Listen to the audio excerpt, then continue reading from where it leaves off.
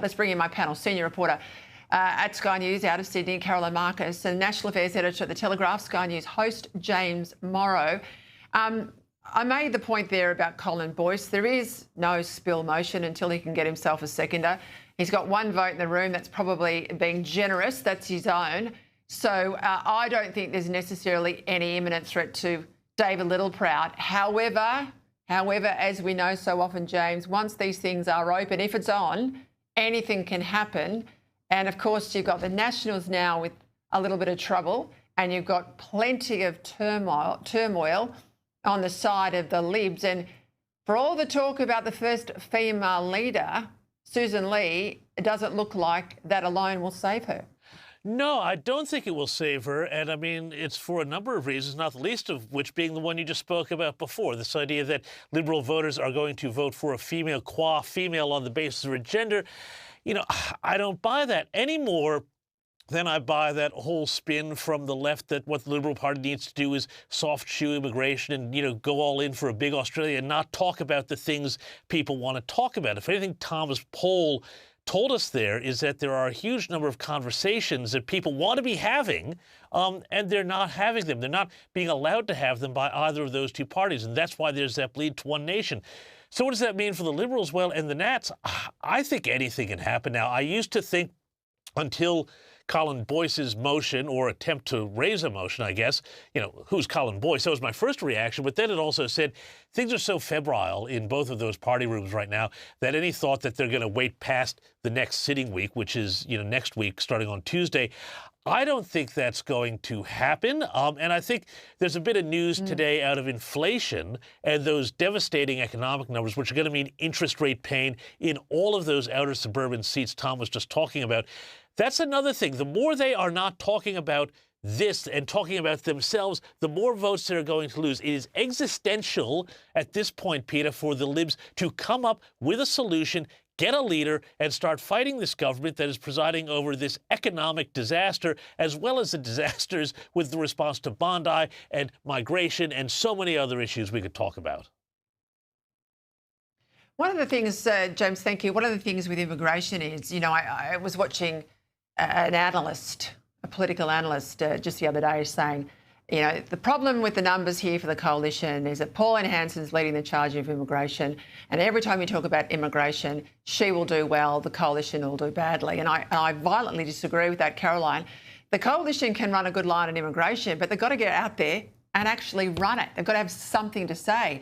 And the reason Hanson's doing well is there is a vacuum on immigration. Both major parties, particularly in government, but both major parties, even when they're in opposition, they're not entering the field on this issue. The coalition has left it wide open for Hanson. Susan Lee last year, you know, Andrew Hastie went out there and said, we've got to have a policy to bring it down. She promptly sacked him, sent him to the backbench, said she'd have something by Christmas, dodged that one as well, has come back in the new year, and lo and behold is scratching into head to see, you know, why are my numbers so bad? Why does everyone want to punt me, and why does no one want to back me? This is precisely why you leave a vacuum and someone is going to fill it. Everyone knows exactly where Pauline Hanson stands on the immigration issues, and they know that she is very tough on immigration. On the other hand, we have a coalition that has been reluctant to put a number on how it would cap immigration to this country. And then we had the Bondi terror attacks, which has opened up a whole new conversation about the dangers of immigration.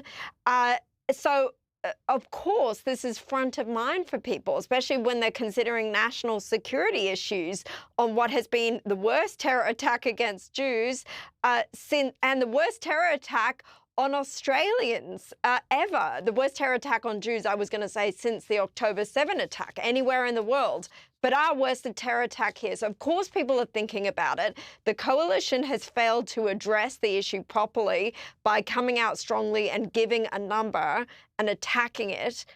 And therefore, people go to Pauline Hanson. It's only natural. Of course they do. Of course they do. And, James, what about that story today? An exclusive look by The Australian at a letter from the Attorney-General, Michelle Rowland, that she's written to the Australian National Imams Council President, Shadi Al-Suleiman, to say that the new hate speech laws won't, quote, prevent legitimate non-violent criticism of the actions of a foreign country or of particular political ideologies. Now, you don't need to read between those lines too hard to see that she's referring there to Israel.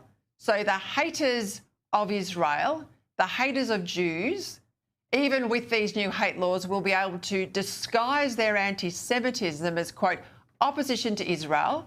They'll argue that it's just anti-Zionism, and anti-Zionism is not anti-Semitism. And, you know, I back in Scott Morrison's speech in Israel overnight where he says there must be reformation of the Islamic faith in Australia if we are to prevail as a country with the values we once had. Well, I mean, if Michelle Rowland was nudging any harder with that, I'd wind up with a bruised rib, Peta. I mean, that is such a ridiculous statement that she's made there, because it is giving everybody a guide to say, here's what you say, here's what you don't say, but you can keep saying what you want to say as long as you say it this way. It's just like the criminal penalties that were going to be in the first iteration of those hate speech laws that Labor tried to get up because, of course, Liberals demanded they go back to Canberra and then didn't have anything to offer once they got there. Really well done. But in those laws there again. But if you quote the scripture, you're okay. You know, again, this is this sort of nudge in this week.